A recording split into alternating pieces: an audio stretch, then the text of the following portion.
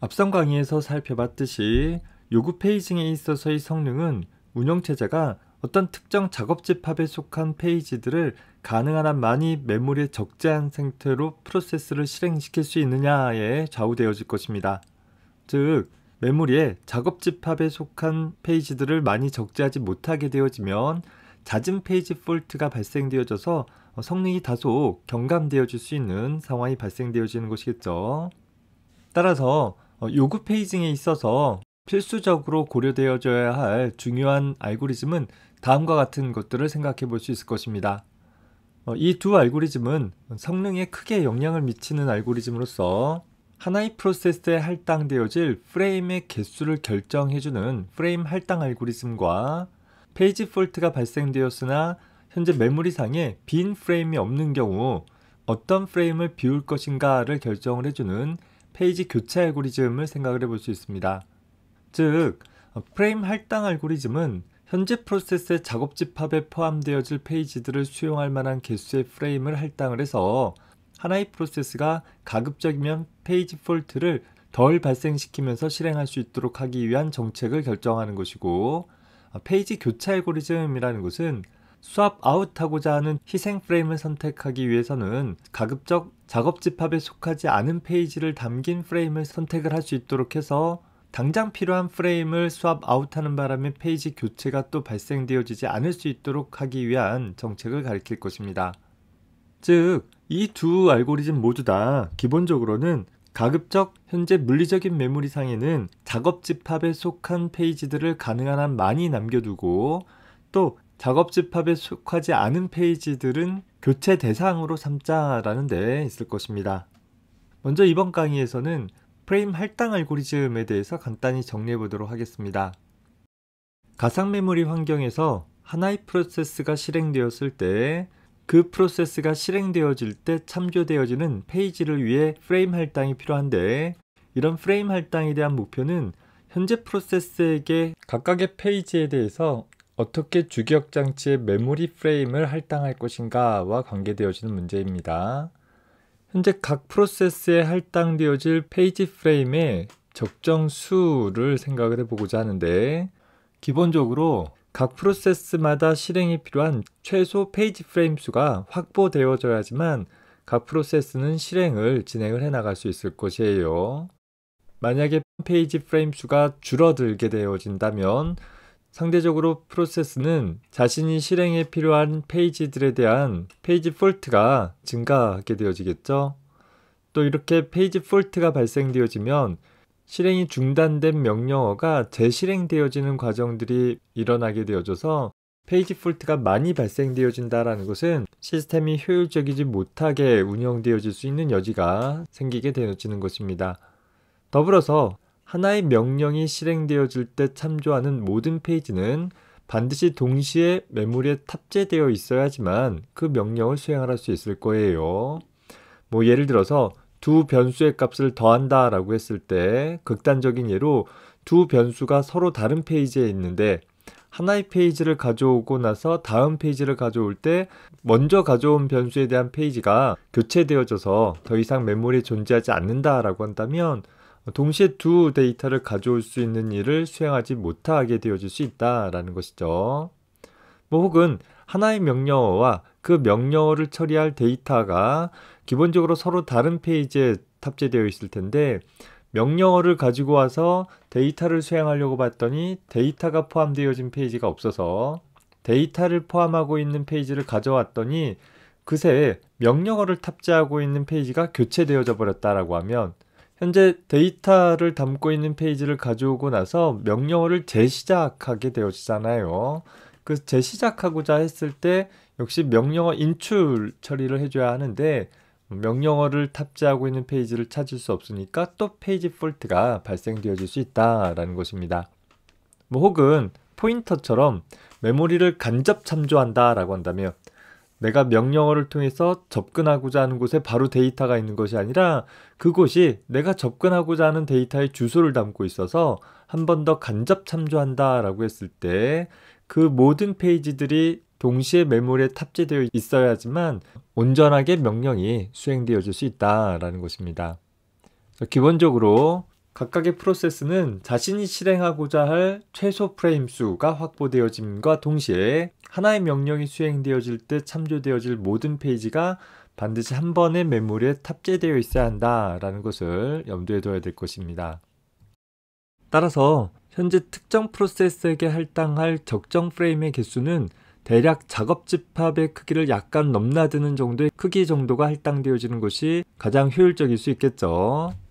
작업 집합의 크기보다 더 많은 프레임들이 할당되어졌다라고 하면 페이지 폴트를 아주 낮출 수 있지만 상대적으로 시스템 차원에서 본다라고 하면 현재 프로세스에게 너무 많은 프레임들이 할당되어지는, 즉 이 프로세스가 아닌 다른 프로세스에게 할당되어질 프레임의 개수가 줄어들거나 혹은 다중 프로그래밍 정도가 좀 떨어져서 CPU 이용률이 낮아지게 되어지는 원인이 되어질 수 있겠죠.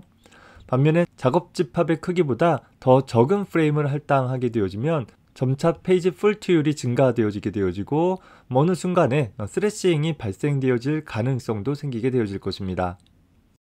따라서 각 프로세스에게 할당되어질 프레임의 수는 어떻게 할당해주면 좋을지도 한번 생각을 해봅시다.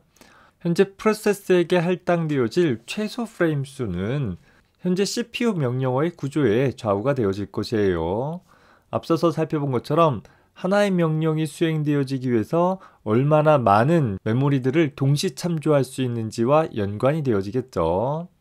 그래서 그 명령을 수행을 하기 위해서 동시에 참조할 모든 페이지들을 수용할 수 있을 만큼의 충분한 프레임이 최소 프레임 수가 될 것이고, 반대로 최대 프레임 수는 현재 시스템이 가지고 있는 물리적인 메모리 용량에 좌우가 될 것이에요. 예를 들어서 내 시스템에는 대용량의 메모리가 탑재되어 있다라고 한다면 상대적으로 더 많은 프레임 수들을 유지할 수 있을 것이고, 더 많은 페이지 프레임들을 일정한 프로세스들에게 할당해 준다라고 하면 각각의 프로세스마다 할당받을 수 있는 프레임 수를 더 증가시킬 수도 있을 것입니다. 더불어서 하나의 시스템 내에서 존재하는 다수의 프로세스들 사이에 페이지 프레임을 어떤 식으로 할당할 것인가는 다시 몇 가지 방법으로 나누어 생각을 해볼 수 있을 거예요. 첫 번째, 균등 할당 알고리즘이라는 것은 현재 시스템 내에 존재하는 모든 프로세스들에게 동등한 수의 프레임들을 할당을 해주자라는 것입니다. 작은 메모장 같은 프로세스도 또 아주 큰 워드 프로세서 같은 프로세스도 하나의 프로세스다라는 의미로 똑같은 수의 프레임들을 할당을 해주는 방법이 균등 할당인 것이죠. 기본적으로 간단한 할당 방법이기는 하는데 상대적으로 작은 크기의 프로세스에는 상대적으로 많은 페이지 프레임이 할당이 되어지고, 또 상대적으로 큰 규모의 프로세스에게는 상대적으로 적은 페이지 프레임이 할당되어진다라는 측면에서 본다면 그리 효율적인 방법은 아닐 수 있을 것 같습니다. 그래서 일반적으로 작은 크기의 프로세스 같은 경우에는 필요로 하는 페이지 프레임이 많지 않을 것이고, 큰 규모의 프로세스 같은 경우에는 필요로 하는 페이지가 많을 가능성들이 있으니까 현재 프로세스 크기에 비례해서 페이지 프레임을 할당하는 방법이 비례 할당이라는 방법이 될 것이에요. 상대적으로 적은 프로세스에 비해서 큰 프로세스에게 많은 페이지를 할당해 줌으로써 비슷한 비율로서 자신이 필요로 하는 페이지들을 참조할 수 있도록 해보자 라는 그런 개념이겠죠. 일반적으로 이런 비례 할당은 전체적으로 페이지 폴트를 줄이는 데 기여할 수 있기는 하는데, 문제는 현재 실행 중의 프로세스의 크기를 완벽하게 알기는 좀 어렵다라는 것입니다. 반면에 세 번째 나와 있는 우선순위 할당이라는 것은 각각의 프로세스의 크기라기보다는 프로세스가 갖는 실행 우선순위에 따라서 페이지 프레임을 할당을 해주자라는 것이죠. 더 많은 페이지를 할당받았다라는 것은 페이지 폴트율을 더 낮출 수 있는 것이고, 다시 말해서 필요로 하는 페이지들을 모두 메모리에 적재할 가능성들을 높인 상황에서 좀 더 수월하게 프로세스가 작업들을 수행을 해 나갈 수 있다 보니까 상대적으로 그렇지 못한 프로세스에 비해서 더 빨리 실행할 수 있는 여지가 있을 것입니다. 그래서 중요한 처리를 하는 상대적으로 우선순위가 높은 프로세스에게 더 많은 페이지 프레임을 할당하는 방법이 우선순위 할당 방법이 될 것이에요. 참고로 하나의 프로세스에게 할당되어지는 최소 프레임 수는 얼마나 되어져야 할까를 한번 생각을 해봅시다. 앞서서 설명한 것처럼 하나의 명령이 처리되어질 때 필요한 모든 페이지는 항상 동시에 메모리에 탑재되어 있어야 한다라고 했었죠. 따라서 하나의 명령이 처리되어지는 데 필요한 페이지 수는 그 명령을 처리하는 CPU의 어드레싱 모드에 따라 결정이 되어질 것입니다. 예를 들어서 Immediate Addressing이라는 소위 즉시 주소 지정 모드라고 불려지기도 하는 방법이죠. 자, 이것이 메모리에서부터 인스트럭션 레지스터로 가져온 하나의 명령어이다 라고 가정을 해봅시다. 일반적으로 명령어는 크게 오퍼레이션 코드라고 불려지는 어떤 동작을 수행을 할 것인지를 나타내 줄 수 있는 방법과 오퍼랜드라고 불려주는 이 연산을 수행을 할 때 참조할 데이터를 기술하는 부분으로 나뉘어지게 되어집니다. 여기서 하나의 명령어 안에 데이터가 직접 기술되어지는 그런 주소 지정 모드에서는 이 명령어를 메모리로부터 CPU가 가져오기 위해서 이 명령어 코드가 포함되어져 있는 페이지만 접근할 수 있다라고 하면 문제없이 실행이 되어질 수 있을 것이에요.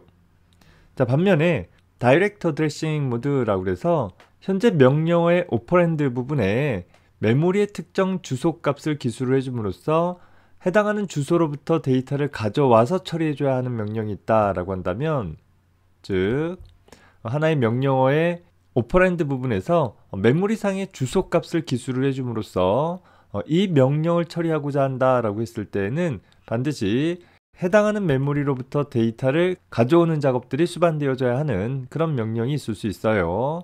이 명령은 이 명령어를 포함하고 있는 페이지와 더불어서 이 명령어의 오퍼랜드 부분에 기술되어져 있는, 즉 참조하고자 할 데이터가 탑재되어져 있는 페이지도 메모리 프레임을 동시에 할당받아 있어야지만 명령어가 온전하게 수행이 되어질 수 있을 것입니다. 더 나아가서 인다이렉트 어드레싱 모드라고 불려지는 부분, 우리 포인터처럼 간접 참조하는 그런 경우를 생각을 해볼 수 있겠죠. 다시 말해서 하나의 명령어의 오퍼랜드 부분에 하나의 주소값이 기술되어져 있기는 하는데, 그 주소값을 참조해보면 앞에서 인다이렉트 어드레싱 모드에서처럼 내가 접근할 데이터를 직접 갖고 있는 것이 아니라 실제 내가 가지고 있는 데이터에 대한 주소가 저장되어 있기에 그 주소를 통해서 한 번 더 데이터를 가져와야지만 연산을 수행을 할 때 참조할 온전한 데이터를 얻을 수 있는 그런 방식의 주소 지정 모드도 있을 수 있을 거예요. 다시 말해서 이 경우에는 현재 명령어를 포함하고 있는 페이지, 그리고 그 명령어의 오퍼랜드 부분에서 참조하고 있는 영역에 대한 페이지, 그리고 그 부분에 대한 주소값이 참조하고 있는 이 부분에 대한 메모리 프레임까지 총 3개의 페이지 프레임이 탑재되어 있어야지만 온전하게 명령어가 처리되어질 수 있다라는 것입니다. 하지만 사실 이렇게 주소 모드에 따라서 한 명령이 처리되어지는데 필요한 페이지 개수를 계산을 하는 것은 지극히 이론적인 행위에 불과할 것이에요. 실제 운영체제에서 이렇게 명령어 모드마다 필요한 페이지 수를 세부적으로 따져서 처리하는 경우는 없습니다. 예를 들어서 하나의 프로세스에게 페이지를 약 50개 정도 할당했다라고 가정한다라고 하면 그 크기가 대략 한 200KB 정도밖에는 되지 않을 거예요. 각 프로세스마다 이 정도밖에 되어지지 않는 메모리를 할당하는 것이 부담스러워진다라고 한다면 그 시스템은 메모리가 굉장히 열악한 상황일 텐데, 오늘날 우리가 사용하는 시스템에서는 그 정도로 열악한 시스템들은 흔치 않을 것이에요. 따라서 우리는 그냥 개념적인 측면에서만 확인을 해두기 바랍니다.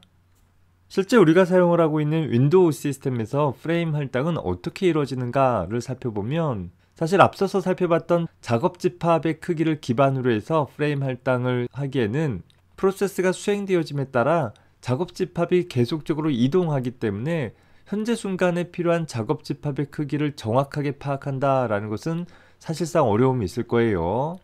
따라서 MS 윈도우 시스템에서는 하나의 프로세스가 생성되었을 때 최소 할당 프레임 수와 최대 할당 프레임 수를 적당히 할당을 해주게 되어진다라는 거예요. 예를 들어서 윈도우 7 같은 경우에서는 최소 50개, 최대 345개 정도의 프레임을 할당을 해주게 되고, 이 부분을 워킹 셋이라고 부르기도 합니다.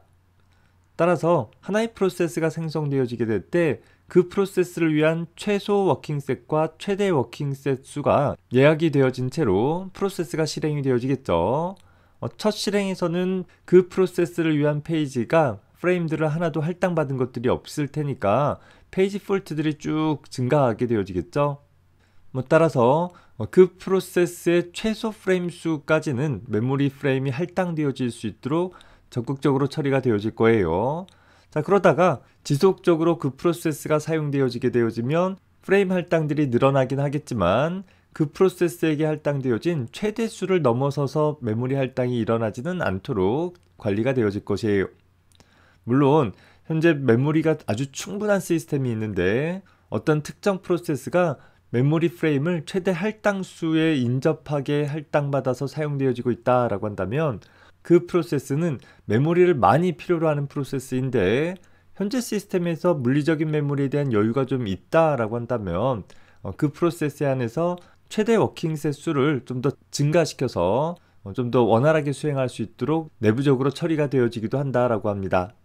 일반적으로 윈도우 운영체제는 주기적으로 현재 시스템의 메모리 사용량들을 쭉 검사를 해서 소위 워킹셋 트리밍 알고리즘이라는 특정 방식으로 검사를 해서 현재 메모리의 사용량이 일정 수준 이상으로 증가하게 되어지면 각 프로세스의 워킹셋들을 점차 줄이게 되어집니다. 따라서 현재 수행 중인 프로세스들의 워킹셋이 줄게 되어지니까 각각의 프로세스들은 가용 메모리를 반납하고 스왑 아웃하는 일들이 많아지게 되어지겠죠. 그래서 운영체제에서 유지하고자 하는 가용 메모리 양이 확보되어질 때까지 이 작업들을 수행을 해나가게 되어지기도 합니다. 그래서 우리가 윈도우 시스템을 사용하다 보면 지나치게 많은 프로그램들을 동시에 수행하게 되어지면 운영체제가 스와핑 하느라고 굉장히 많은 시간들을 보내고 그에 따라 시스템이 좀 버벅여 보이는 그런 상황들을 많이 경험해 봤었을 것입니다. 이런 상황들을 확인을 해보기 위해서 우리는 윈도우 시스템에서 제공되어지는 작업관리자라는 프로그램을 한번 이용해 볼 수 있을 거예요. 작업관리자의 프로세스 탭에 가보면 CPU라는 항목은 현재 프로세스가 CPU를 얼마나 많이 이용하느냐를 나타내는 데 반해서 현재 이 메모리라는 항목은 현재 프로세스에 대한 전체 크기를 나타내는 것이 아니라 현재 프로세스가 실행 과정 중에 메모리를 할당받은 프레임의 크기 정도를 나타내주고 있는 것입니다. 다시 말해서 앞선 예에서 이 윈도우 탐색기라는 프로그램에 대한 메모리 할당 크기가 54.8MB 라는 것은 윈도우 탐색기라는 프로그램이 프로세스화 되었을 때 필요한 전체 프로세스 크기가 54.8MB라는 것이 아니라 현재 실행 과정 중에서 54.8MB만큼의 메모리 프레임을 할당받고 있다라는 것을 나타내주고 있다라는 거예요. 다시 말해서 하나의 프레임의 크기가 4KB다라고 한다면 현재 약 14,000여 개의 페이지를 할당받아서 수행 중인 상황이다라는 것을 나타내주고 있는 것이고 시스템 상황에 따라서 이 크기 값은 다소 변화되어질 수 있다라는 것입니다. 참고하기 바랍니다. 이번 강의에서는 프레임 할당과 관계되어지는 내용에 대해서 간단하게 정리해봤습니다. 하나의 프로세스에게 얼만큼의 프레임을 할당해줘야 하는가, 또 프로세스에게 할당할 최소 프레임의 크기는 어느 정도가 되어져야 하는가에 대한 기본 개념과 더불어서 다양한 할당 방법들에 대해서 간단하게 정리해보았습니다. 다음 강의에서는 가용 프레임의 공간이 존재하지 않을 때 어떻게 빈 프레임을 확보할 것인가와 관계되어지는 페이지 교체에 대해서 살펴보도록 하겠습니다. 수고했습니다.